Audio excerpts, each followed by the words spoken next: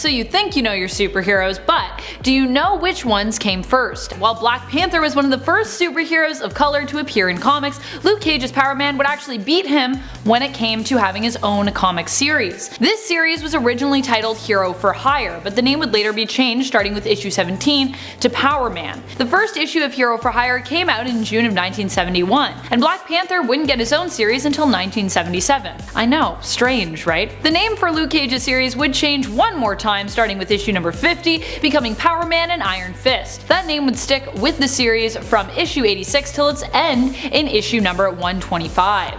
Number 9. The Amazing Spider-Man. When many people think of Marvel Comics, this is often the hero they think of first. The first volume of Amazing Spider-Man would see its very first issue come out in March of 1963, and the first issue was very much an origin story, one that we'd become all too familiar with in the animated series and films to follow about everyone's favorite Spidey-themed hero, Peter Parker's Spider-Man. The series would be a long-standing one and would produce hundreds of issues, and although it has been relaunched, the story of Peter Parker continues to be one that comic book fans everywhere have become obsessed with, making Spider-Man one of the biggest superheroes, especially one of the biggest superheroes to come out of Marvel Comics. Number 8. Fantastic Four. The Human Torch was actually the first character to appear from the Fantastic Four in Marvel Comics number 1 in 1939. Sort of anyways. Marvel Comics was an anthology magazine comprised of various heroes' adventure shorts. I know, I said no anthologies, but I think this is a pretty cool fact. The Human Torch that actually first appeared in Marvel Comics was actually Jim Hammond. Hammond would later be reinvented in the Fantastic Four team as Johnny Storm, Sue's brother, so the character, while different, is even older than the Fantastic Four comics itself,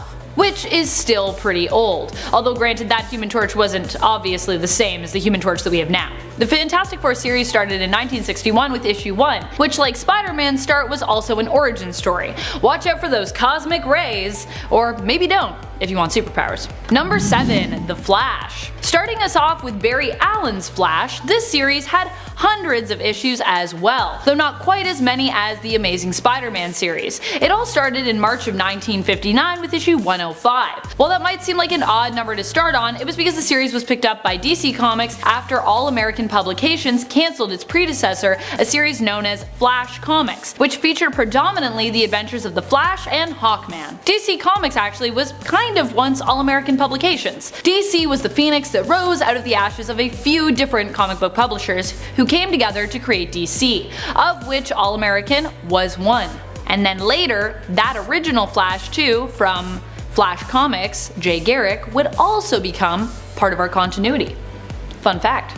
Jay Garrick was one of the few Flashes that actually got to retire, post to die, or go back into the Speed Force, or any of that fun stuff. Number 6. Wonder Woman.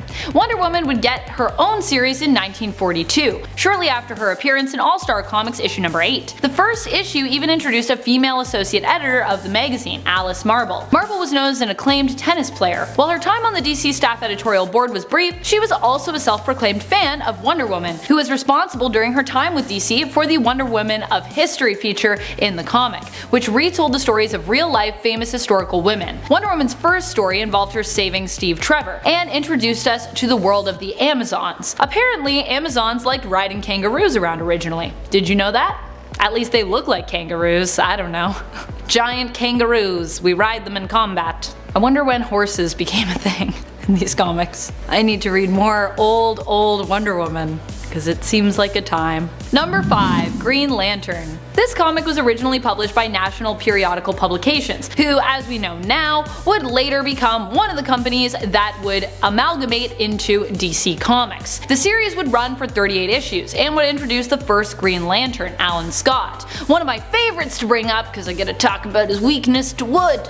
In this first issue, we would discover how Alan got his powers from both the Green Lantern ring and an actual Green Lantern, which was created by an old Chinese lamp maker from molten green space metal that had crashed to Earth via meteor. This original series really put the lantern in Green Lantern. It's not even a funny joke, it's just really bad. You're welcome. Number 4. Captain Marvel Adventures. Captain Marvel Adventures was the spin-off from Wiz Comics, an anthology series that featured the ever-popular Captain Marvel. Captain Marvel Adventures was the original series for the hero, produced by Fawcett Publications. Alright, let's get into the craziness of Fawcett. Here we go. Fawcett would end up cancelling the series and all other superhero series eventually as a result of the lawsuit filed against them in regards to Captain Marvel's similarity to Superman, who had belonged to National Periodical Publications at the time the lawsuit was filed in the 1940s. Still, Captain Marvel Adventures would go on to have 150 issues before it was cancelled in the 1950s. National Periodical Publication would later evolve and merge into the famous comic book publisher that we know today as DC Comics. And as Fawcett was closing up shop, DC would end up picking up the rights for Captain Marvel, aka Billy Batson, in the 1970s. Captain Marvel under DC would eventually evolve to become Shazam, originally the name of the magician who gave Billy his powers in his origin story in Wiz Comics. Although later that magician would have a different name, have no name, all sorts of crazy stuff. The name change happened after Marvel Comics sued DC for rights to the name in regards to their own separate Captain Marvel, who first appeared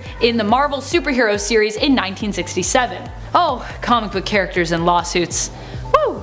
I hope that clarified some of that crazy lawsuit stuff for you, or made it more confusing. Either way, I hope you learned something. Number 3. Captain America Comics. Captain America was one of the first Marvel heroes to get his own series. Captain America Comics was the original name of the series, and its first issue came out in March of 1941. Unsurprisingly, the cover features Cap punching Hitler in the face, pretty much establishing what kind of hero Steve Rogers would be from day one.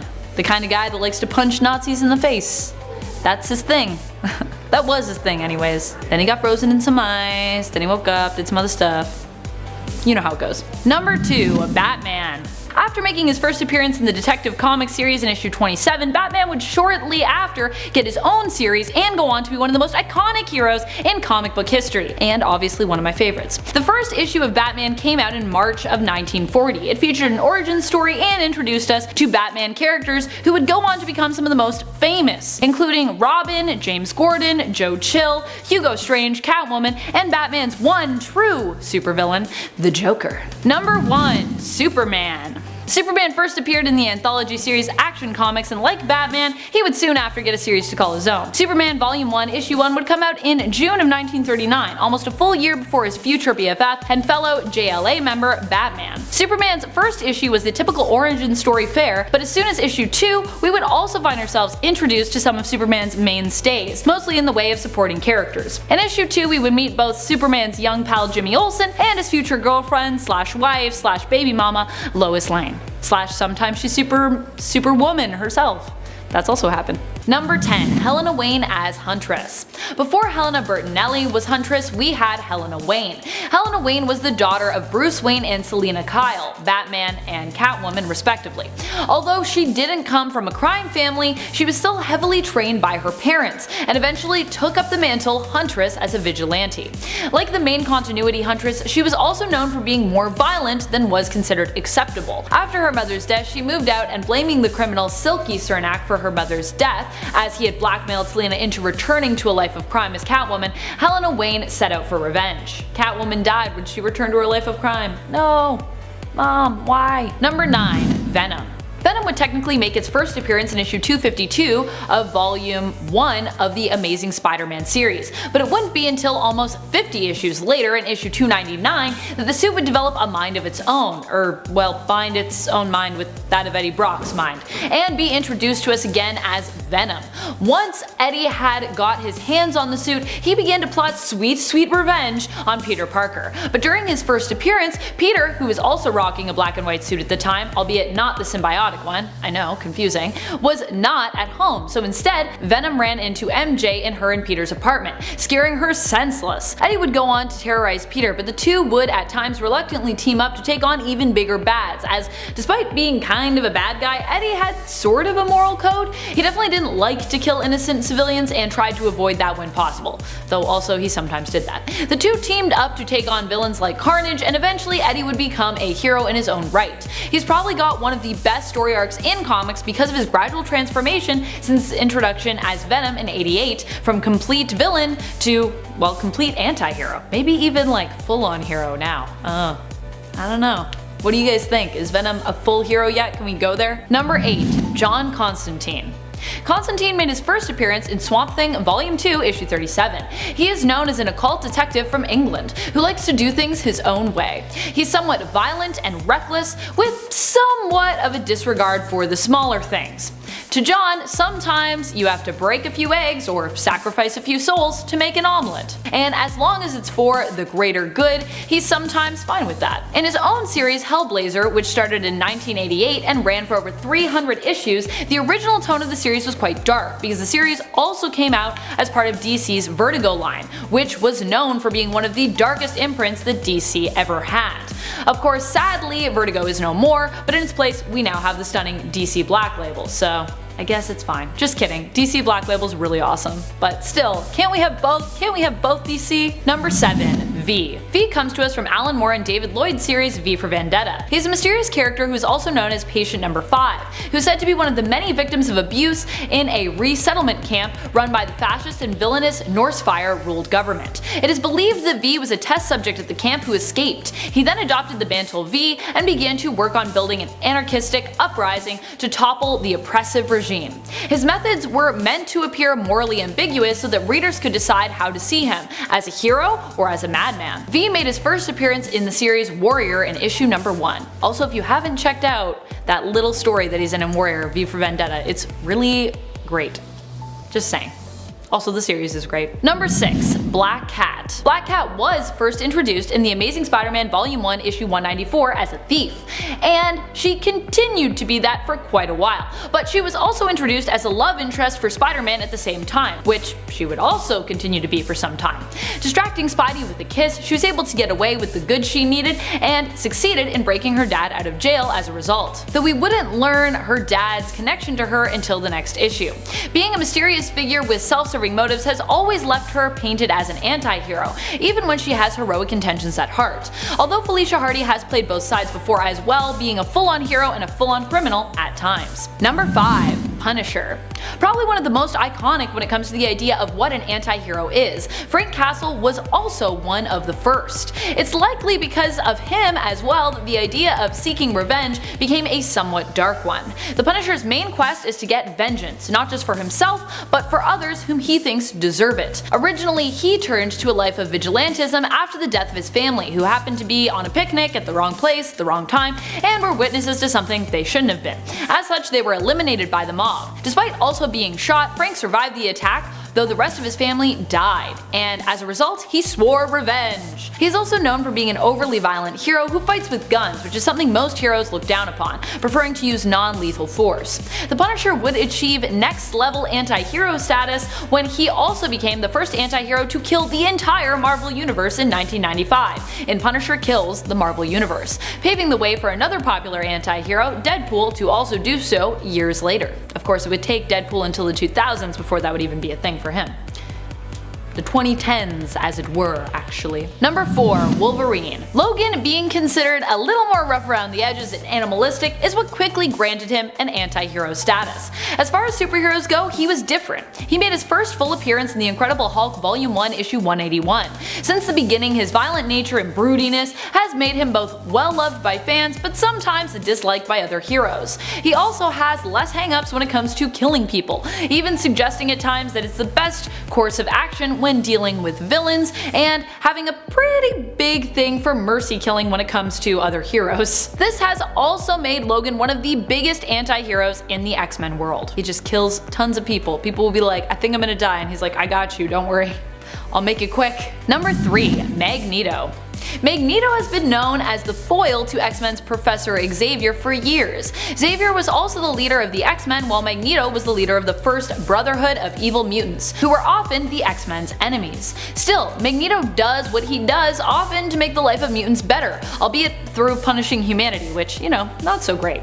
And while he has spent a lot of time being a villain, over the years he has definitely shifted more to anti-hero, especially in the new Dawn of X mutant relaunch, where he often works alongside Charles. Although Charles is always like, calm down, man. And he's like, no! I will slightly overreact. because I'm Magneto and that's what I do. Number 2. Catwoman. Catwoman has always operated more on the edge of what's right and wrong since her introduction, which is part of the huge appeal when it comes to her, and has been part of a huge problem in regards to her on and off again relationship with Batman. Though Batman wasn't really a saint either when it came to his early days, but anyways. When Catwoman first appeared in Batman Volume 1 issue number 1, it was as a jewel thief, and Batman at the time was engaged to a woman named Julie. Still, he was tempted to join her and become her king of crime, but when he refused her, she managed to escape his clutches, sneaking away. Batman really hoped that he'd run into her again despite her criminal tendencies, and despite the fact that he was engaged, and his wish would eventually be granted. Catwoman would even team up with Batman and join him in his acts of heroism, though originally it would often be for her own motives alone, but she became more of a hero as time went on. Number 1. Namor. Namor is an interesting one. When he first debuted in Motion Picture Funnies Weekly, it was as a young prince attacking land dwellers, seeking revenge for his people. He would then go on to join the fight in World War II, fighting against Nazis with heroes such as Captain America. Later, he would forget who he was and only regain his memories when he was accidentally knocked into the ocean in the original Fantastic Four series by Johnny Storm. He would then rediscover who he was and that the kingdom that had been his underwater home had been destroyed by the Humans War's nuclear bomb tests, and as a result would attack the land, becoming a villain.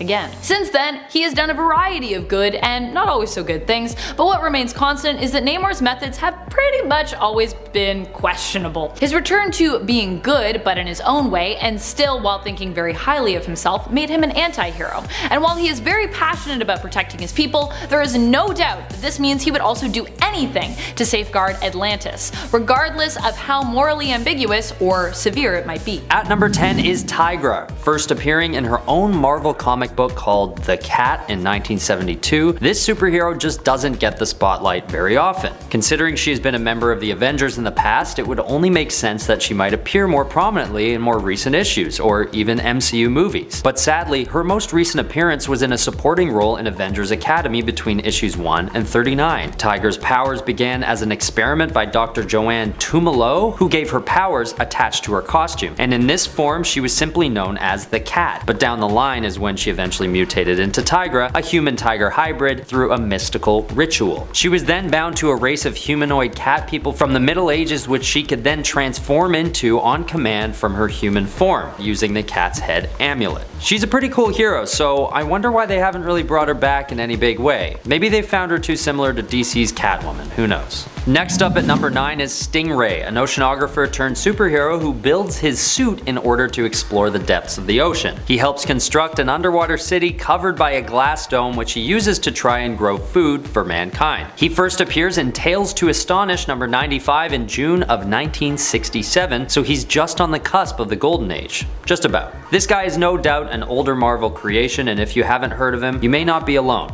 Although he has appeared as recently as the Iron Man 2020 event, he still only appears briefly as a side character facing off against Captain Barracuda. But at least the writers of that issue probably had the same thought as me, that he deserves to come around again. Once again, my hunch is that he's just a little too similar to DC's Aquaman, which might keep Marvel from giving him any more spotlight than they already have in more modern issues. Although his buddy Namor the Submariner, looks like a carbon copy of Aquaman. But Namor appeared for the first time in Marvel's first ever comic book, Marvel Comics number 1 in 1939, whereas Aquaman didn't appear until 1941. But I digress. It just seems that DC found a way to occupy the underwater superhero market, which keeps us from seeing more characters like Stingray and even Namor more often. At number 8, we have DC's The Question, or just Question. Like Stingray, this superhero first appeared in 1967, but isn't showcased very much anymore. Usually teaming up with the Blue Beetle, this superhero got his last solo series in 1987, lasting 36 issues. He originally had the secret identity of Vic Sage, but was later reimagined in the 2006-2007 miniseries 52, and his protege, Renee Montoya, takes over the mantle. This character is just a good old-fashioned fighter, only really having abilities in martial arts and I guess sleuthing since he's a journalist by trade, but he's just got such a simple and cool film noir kind of look, and it would be cool to see him in a lead role again. Again though, his abilities and look are strikingly similar to Marvel's Chameleon, so maybe by holding back on popularizing characterizing this character too much. They're just avoiding butting heads with their competitors. Once again, it's hard to tell. Okay, at number 7, we've got Marvel's Dominic Fortune, or Dominic Fortunov. This character is not only old in terms of his first appearance in the comics, but the character himself is aged to the point where it's known to be one of his biggest weaknesses. First appearing in Marvel Preview number 2 in 1975, this superhero needs a comeback for the sole reason that he's just a guy. He doesn't have any powers, but fought in World War II and always seems to be getting caught up in assassination attempts and weird odd jobs. Like one time when he had to babysit 3 drunken actors in Hollywood for a weekend and had to call the cops on them after things got out of hand. And after that, Fortune actually gets recruited to the Avengers by Nick Fury in 1959. He's just a good old-fashioned human superhero who runs into human troubles and stays in his lane, but ends up getting the opportunity still to support the superpowered Avengers with bazooka blasts and covert ops. At number 6, we have DC's Dr. Fate. This guy is old. He first appeared in More Fun Comics number 55 in 1940 and basically hasn't been mentioned again since his death in the Book of Fate number 1 in 1997. So yes, that's a long run, but still I'd like to see more of him. Dr. Fate is a superhero that's got so much going on and looks so cool that I don't know why he isn't used more often these days. His powers come from an incident when he, Kent Nelson, and his father were uncovering the tomb of ancient immortal Nabu, and Kent is basically trained by the ancient being and awarded with the Amulet of Nabu, a cloak, and a helmet. With the training and these items in his control, he has abilities ranging from magic manipulation and flight to invisibility, super strength, and resurrection, among others. It's just a really cool character based on real ancient myth, and I don't see any reason why Dr. Fate shouldn't have another comeback soon. Okay, number 5, Marvel's Gargoyle. This superhero first appeared in Defenders issue number 94 in 1981, but since then he's actually retired and settled down in Greenwich Village. He even opened a restaurant called Isaac's Oysters, but he did go for one more rip for old time's sake, aiding Iron Man on a mission to take down the android Korvac, but that's sort of been it for him. And what's cool about this superhero is that he was sort of meant to be evil, but just chose good. He was formed when Isaac Christians agreed to place his soul inside a cursed gargoyle and do the bidding of the six-fingered hand. This was all in exchange for his issues to be resolved. But then when he was tasked with capturing Hellcat, a member of the Defenders, he couldn't get himself to do it and defied the six-finger hand and just sort of kept living on as this possessed gargoyle who chose good. He kind of reminds me of Beast. He just has this super wholesome energy to him, and I just feel like he could do for more of that sweet, sweet limelight. At number 4, we have Zeta from Batman Beyond, and eventually the Zeta Project cartoon spinoff. The show ran from 2001 to 2002 as part of a spinoff to the Batman Beyond episode Zeta. This character is so wholesome and doesn't get enough attention, having been last seen 20 years ago in what would have been the final episode of the short-running series. This synthoid was built for the NSA to keep an eye on terrorist organizations, so his abilities are pretty extensive, being able to shapeshift into just about anyone to infiltrate and carry out covert ops with ease. He's a naive and friendly character who decides to go rogue after realizing that any one of his assassination targets could be innocent. Zeta had such a moment and clearly a huge approval rating since his one episode got him a whole series, but at a certain point, the world forgot about such a good and powerful synthoid superhero that definitely deserves a comeback. At number 3, there's Warlord, a character the world hasn't seen since his death in Warlord Volume 4, Issue 12. But there should be some kind of revival of Travis Morgan, who is another character on the list who doesn't actually have any powers, but is just a very well-respected and decorated war veteran. He also looks a lot like Oliver Queen or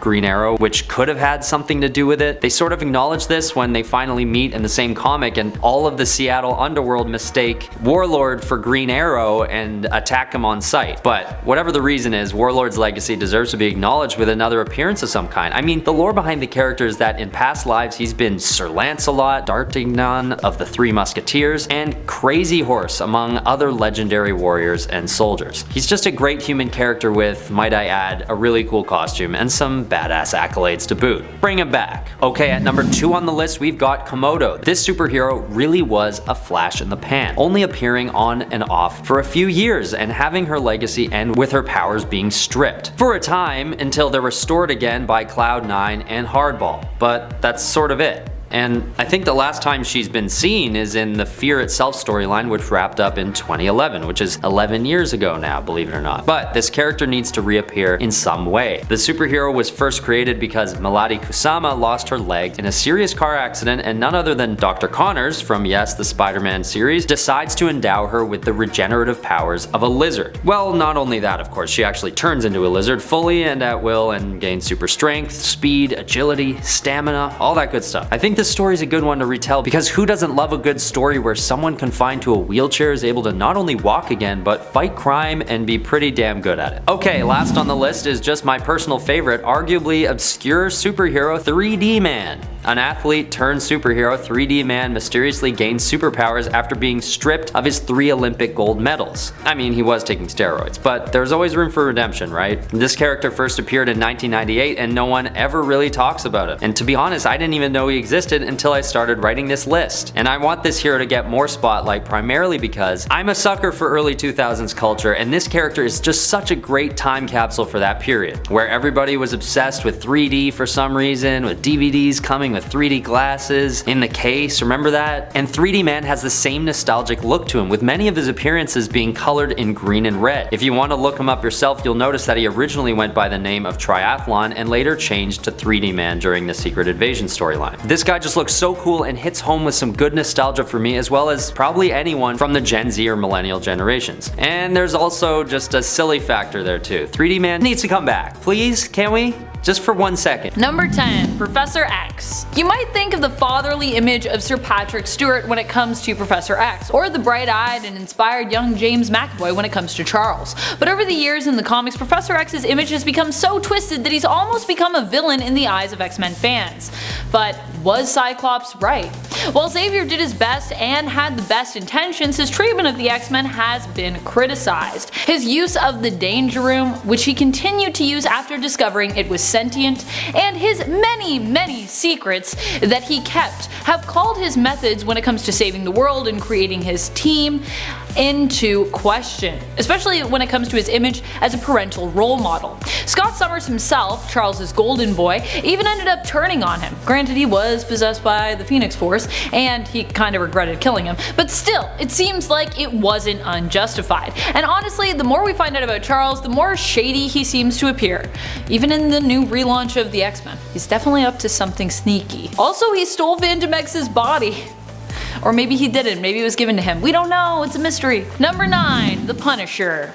The Punisher himself hasn't aged poorly in terms of his looks, but living as we are in 2020, his glorification of war and violence could be viewed as, well, problematic. This has always been an ongoing debate for me in my mind in regards to how I feel about the Punisher. On one hand, his story is well written and it's tragic, but on the other, it also promotes the idea of taking violent revenge on those who have harmed you or your loved ones. An eye for an eye, as they say. Granted, we've also seen some updated versions of Frank Castle, for example, the tragic and completely insane alternate Cosmic Ghost Rider, which imagined Frank as the vengeful spirit who managed to survive beyond having really anyone to take revenge on, thus sort of highlighting some of the problems with the idea of vengeance itself. Also, this character is just great and hilarious, but it's also making some points too. Yet his iconic image as a superhero we were first introduced to continues to spark debate in regards to the commentary he implies regarding topics such as masculinity, violence, war, victims of PTSD in the military, and mental health. An eye for an eye, after all, leaves the whole world blind. Or at least leaves everybody with one eye, which, I don't know. We're not going to have any depth perception if we do that. Number 8. Manhunter. Manhunter is Kate Spencer. She is a lawyer and prosecutor working for the US government in regards to attempting to convict guilty criminals in court. When she feels that too many guilty criminals appear to be getting freed from their charges, she takes the law into her own hands and becomes Manhunter. She blackmails a weapons manufacturer and witness protection to help outfit her profession as a vigilante, helping to armor her and arm her. She kills those she deems guilty criminals and stands to represent some of the most problematic ideals surrounding what vigilantes really stand for. A lack of trust in the justice system with a penchant for fighting what they believe is right in a violent manner as opposed to fighting to make the system right again. Though granted, Spencer is also working in law, so obviously she has been trying to fix that system to some extent. But still, It's kind of like taking the law into your own hands on that level, killing people. It's a bit much. Number 7. Big Bertha. Bertha Crawford, who was originally Ashley Crawford, isn't really problematic on the surface, but as soon as you get into her power set, she quickly becomes a problem. Bertha has the power of body transformation. She can give herself excess bulk, granting her superhuman strength and durability, but she can also reduce herself to a small size. And when I say smaller, I don't mean shrinking down like Ant-Man, we're talking about dress size here. Reducing her mass can only be done through induced vomiting. Yeah, I think you know where I'm going with this one. Meaning that Big Bertha, who is also known as a supermodel by day and superhero by night originally, promotes bulimia. Although I will say that Bertha now often prefers her bulkier form, so you likely won't see her vomiting as often to become slimmer. Means that this problem becomes less addressed, but it still exists. Not a great role model for people. Number 6. Alan Scott. Alan Scott was the first Green Lantern to appear in the comics in the 1940s. Because of the origins of his ring, he was granted great power, but with a pretty big limit on that. He couldn't do anything against wood. Yeah, any wooden weapons would handily defeat him. That's his huge weakness. This weakness remains one of the weirdest to date, even weirder than Hal and the Green Lantern's previous weakness to the color yellow. And it is for this reason that it is hard to take Scott seriously when it comes to his prowess as a lantern, as we look back from the modern age of superheroes. Can do anything against anything unless it's made of wood. Number 5. Hank Pym. While Hank Pym was first regarded as a brilliant mind when he originally appeared in comics, this brilliant genius, he eventually went on to become kind of one of the worst role models when it came to what it meant to being an Avenger and a superhero. Although even the Avengers have made some questionable decisions over the years, so really they're not always the ones to judge people. Ant-Man would eventually go on to develop a split personality and as a result become Yellow Jacket, as well as many other different personas that he would name. He would be expelled from the Avengers after he beat his wife Janet, whom he also kidnapped in order to propose to, by the way. Yeah, that whole story is pretty weird. He was the man responsible for Ultron in the comics. Janet would leave him and eventually he would in turn begin to seek the help that he needed, diagnosing himself with bipolar disorder, but not till 2013. While Ant-Man was actually originally introduced in 1962, so it took writers a long time to realize just how much this character seemed to need some help. And while Hank sought to rehabilitate himself in the comics and has been altered somewhat to make him less problematic of a character within the MCU, Hank became so problematic for Marvel's comic book world that he appeared to be killed off more than once, more recently in 2015 Avengers Rage of Ultron. Number 4. Sheena, Queen of the Jungle. Okay, so while there are some good things to be said about Sheena, there are also some really big problems. She's one of the first female superheroes to ever appear, making her debut in the comic book adventure series Wags. She would also later go on to have her own series, and her backstory was explained in the 80s as being a young woman who was taken in by African tribes and raised to become the Queen of the Jungle, and kind of their savior. Yeah, which seems strange, especially when she ended up saving them from themselves in a sort of Hamlet-esque story where the king's brother ends up killing him so that he can become the king. Sheena and her American companion Vic Casey end up saving the day, and while Sheena also saves Vic, proving her strength and being this ultimately pretty badass lady, the cultural appropriation regarding Sheena's story has not aged well. Though for her being over 80, Sheena herself still looks pretty great, so that's a silver lining, I guess. Number 3. Pre-modern age Superman. Before Clark Kent came into the modern age of comics in the 80s, he was quite different. The original Superman was more powerful. He could wipe out foes with just a super sneeze, and had a slew of powers that came and went for convenience of story. We always think of Superman as being the good guy, but this version of Superman was sometimes sexist, and he was also just downright mean sometimes. He made Jimmy Olsen think that he hated him to spare him from becoming the victim of a deadly prophecy, when he could have just told him about the prophecy. Like, you didn't have to be mean to him, Superman, you didn't have to rip up his card that he made you. And he one time made Lois Lane cry by being cruel to her and making her think they were breaking up, simply to prove to a director that Lois could play a character based off of herself in a film about Superman's life. This version of Superman remains confusing and problematic for a number of reasons. He also didn't seem as bright as modern age Superman either. There's definitely some storylines where I'm like, couldn't you have figured this out? Shouldn't you have known? Oh well. Shouldn't you have seen right through Lex Luthor's disguise? I guess not. In today's world, pre-modern age Superman seems kinda broken. Just saying. Number 2. Eros. Also known as Star Fox, but I find when I say that people get confused. and they think of, you know, video game Star Fox. I don't think many realize just how villainous Ares' powers seemed when he was created. Star Fox is from Titan and is Thanos' heroic brother. He was even once an Avenger. While his power set is extensive and impressive, as he is a Titan-based Eternal, making him a powerful enough being to begin with, writers originally and sometimes still do tend to focus more on one specific power that he has. Star Fox also has the ability to manipulate the emotions of others. Using pheromones, he can make you fall in love with him, and pretty much do anything for him. He has used this to win the day by making villains simply let him and the Avengers sort of do whatever they need to do and just stand down. He has even tried to use his powers to calm down the Hulk, though that didn't quite work out for him. Because of how his abilities cause him to take away one's free will, he was eventually tried on Earth for sexual assault, but escaped this trial only to be spirited away to be the subject of a similar trial on Titan. Yeesh. Star Fox was also suspected at one point during the trial to be responsible for Thanos' love of death, which would have meant he was in a way responsible for the death of billions. So yeah, this whole thing's pretty problematic. Although I don't think he was guilty of that, so at least there's something. Number 1. Whitewash Jones. Oh dear. Oh dear. Just even when you say the name. Problematic. Marvel has their way of dealing with heroes who have aged badly. They're either going to kill you, phase you out, or they're gonna retcon you. Retconning is exactly what ended up happening with this Young Allies member, who aged, well, pretty poorly in his original form. Washington Whitewash, or as he's nicknamed now, Wash Jones, was originally introduced as part of Bucky Barnes' Young Allies team in 1941. In the updated 70th anniversary special of the Young Allies comic, it was addressed that the original appearance of his character and that team was actually a fictional characterization within the Marvel universe that was used as propaganda and not meant to be accurate.